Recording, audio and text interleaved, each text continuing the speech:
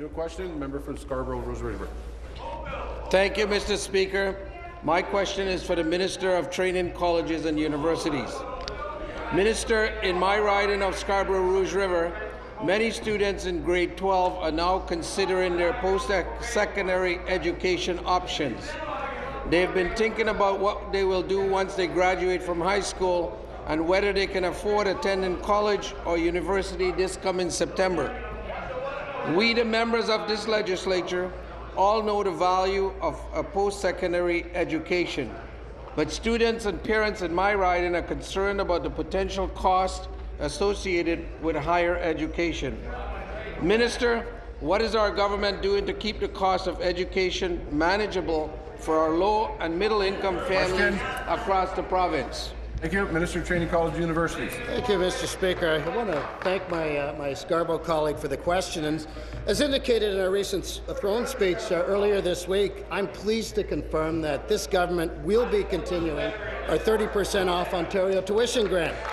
To date, Mr. Speaker, over 200,000 low and middle income families have benefited from these savings. Students can still reapply if they can do so, Mr. Speaker, by the end of this month. I also want to take this opportunity to say that this government and I and this government stand with the chorus of middle and lower income students and their families in condemning, Mr. Speaker, the PC plan to eliminate this 30% off tuition grant.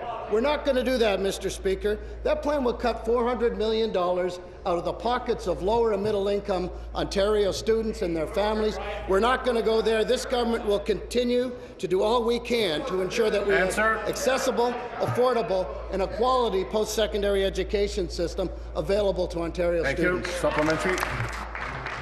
Thank you, Mr. Speaker.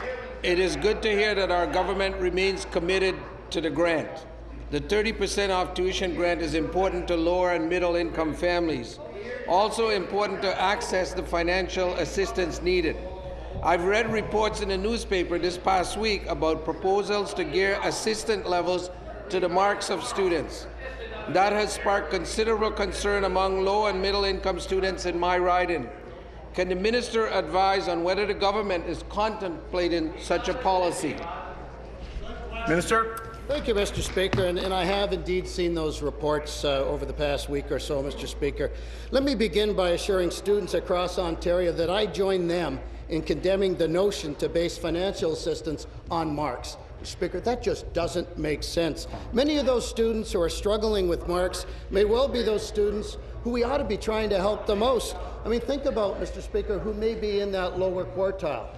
You think about students that are struggling with socioeconomic issues, students that may have part-time jobs, students may be elite athletes that are trying to balance their training with their work at school.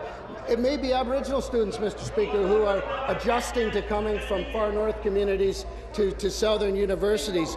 Those are the kind of students, Mr. Speaker, we ought to be trying to help the most. The PC plan to dump those students on the street is economically irresponsible, and, Mr. Speaker, it's socially reprehensible.